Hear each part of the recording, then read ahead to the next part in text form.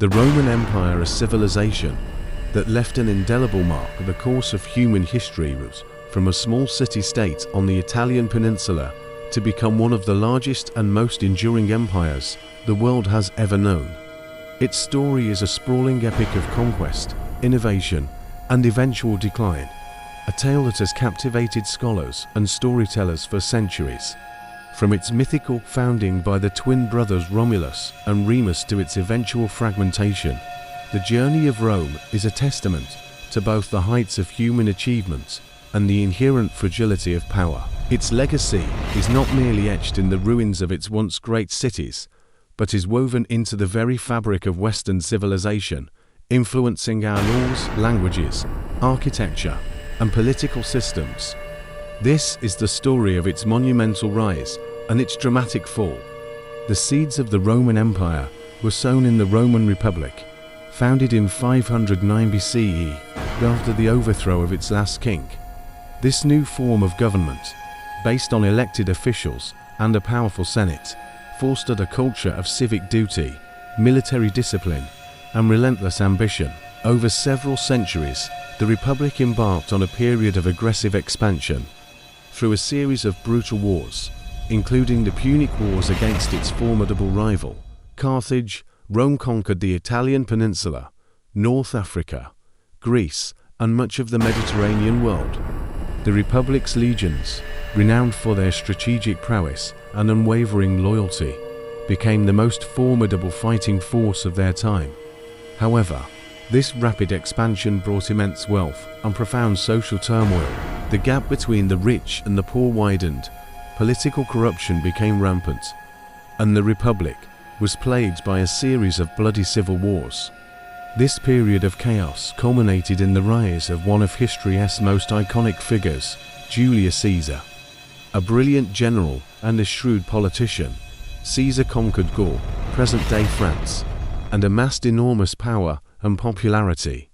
His ambition and defiance of the Senate led to another devastating civil war, from which he emerged as the undisputed ruler of Rome. Although he was assassinated in 44 BCE by senators fearing his monarchical ambitions, his actions had irrevocably shattered the foundations of the Republic. His adopted son and heir, Octavian, would finish what Caesar started. After defeating his rivals, Mark Antony and Cleopatra, Octavian was granted the title Augustus by the Senate in 27 BCE, marking the official end of the Republic and the dawn of the Roman Empire. Under Augustus, the empire entered an era of unprecedented peace and prosperity known as the Pax Romana, or Roman peace, which would last for over 2 centuries.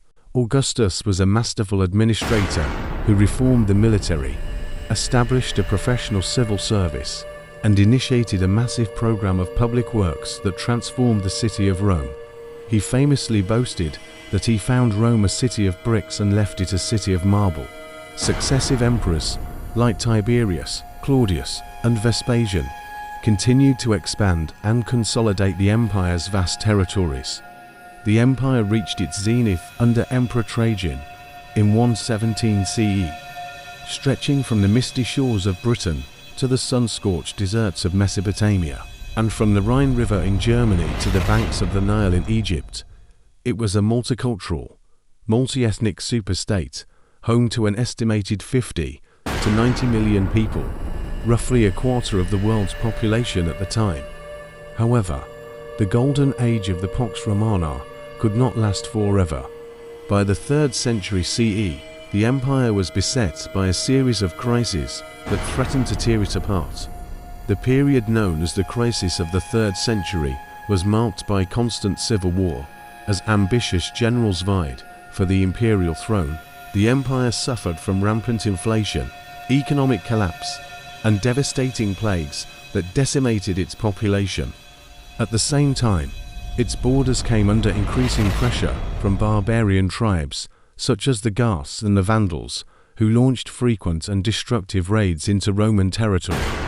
The once mighty legions were stretched thin, forced to fight on multiple fronts simultaneously. The empire became too large and unwieldy to be governed effectively by a single ruler. In a desperate attempt to stabilize the collapsing state, Emperor Diocletian instituted a radical reform into 85 CE, the Tetrarchy, or Rule of Four. He divided the empire into an eastern and a western half, each with a senior emperor Augustus and a junior emperor Caesar. While this system brought a temporary respite, it also formalized the growing division between the Greek-speaking East and the Latin-speaking West. The next major turning point came with Emperor Constantine the Great. After reuniting the empire under his sole rule, he made some momentous decisions. In 313 CE, he issued the Edict of Milan, which granted religious tolerance throughout the empire, ending the persecution of Christians and paving the way for Christianity to become the dominant religion. Then, in 330 CE, he moved the capital of the empire from Rome to the ancient Greek city of Byzantium, which he renamed Constantinople. This strategic move shifted the empire's center of gravity eastward, leaving the western half increasingly vulnerable. Following Constantine's death, the division between East and West became permanent. The Western Roman Empire continued its slow and agonizing decline. It was plagued by a succession of weak and ineffective emperors, political instability, and a failing economy. Its armies, increasingly composed of barbarian mercenaries of questionable loyalty, were unable to defend its vast and porous borders. The 5th century saw a series of catastrophic invasions. In 410 CE, the Visigoths, led by Alaric, sacked the city of Rome itself, an event that sent shockwaves across the civilized world. In 455 CE, the city was sacked again, this time by the Vandals. The final blow came in 476 CE, when the last Western Roman emperor, a young boy ironically named Romulus Augustulus, was deposed by the Germanic chieftain Odoacer. This event is traditionally cited as the end of the Western Roman Empire. The Eastern Roman Empire, later known as the Byzantine Empire, would endure for another 1,000 years, but the ancient world, dominated by a unified Rome, was gone forever. Despite its ultimate collapse, the Roman Empire's contributions have profoundly shaped the modern world, and its legacy is omnipresent. Perhaps its most significant contribution is in the field of law and governance. The Romans developed a sophisticated legal system based on principles of justice, equity, and the rights of the citizen. Concepts like innocent until proven guilty and the importance of evidence have their roots in Roman jurisprudence. Their legal code, particularly the Corpus Juris Civilis compiled under Emperor Justinian, formed the basis for the civil law systems used in many countries across Europe and Latin America today. Their model of republican government, with its emphasis on a Senate, elected officials, and checks and balances, served as a direct inspiration for the founding fathers of the United States and other modern democracies. In engineering and architecture, the Romans were unparalleled masters. They constructed a vast network of incredibly durable roads, some of which are still in use today, that connected every corner of their empire, facilitating trade, communication, and the rapid movement of their armies. They perfected the use of the arch, the vault, and the dome, allowing them to build monumental structures on a scale as is seen before. Iconic buildings like the Colosseum, a massive amphitheater that could hold over 50,000 spectators for gladiatorial contests, and the Pantheon, with its breathtaking unsupported concrete dome, stand as testaments to their engineering genius. They also built magnificent aqueducts, intricate systems of channels and bridges that brought fresh water from distant sources into their cities, enabling the growth of large urban populations and improving public sanitation with their advanced sewer systems and public baths. The Latin language, spoken by the Romans, became the lingua franca of the Western world for centuries. It is the direct ancestor of the Romance languages, including Italian, French, Spanish, Portuguese, and Romanian. Its influence on English is also immense, with over half of all English words deriving from Latin roots. Latin remained the language of scholarship, religion, and diplomacy in Europe well into the modern era, and it continues to be used in science, medicine, and law.